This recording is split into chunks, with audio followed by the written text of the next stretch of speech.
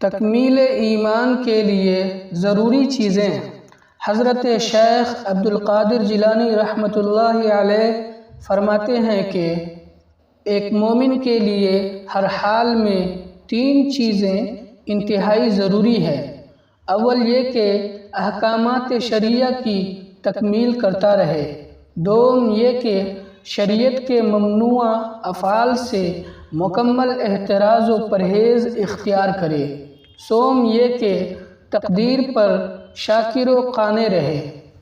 اور ایک مومن کے لیے بہت ہی ادنا درجہ یہ ہے کہ وہ ان تینوں چیزوں سے کبھی تہی دامہ نہ رہے، کیونکہ ایک مومن کی شان ہی یہ ہے کہ وہ ان تینوں چیزوں کو اپنے اوپر واجب قرار دے کر ہمیشہ اپنے قلب و اعضاء کو انہی تینوں چیزوں میں مصروف و مشغول رکھے۔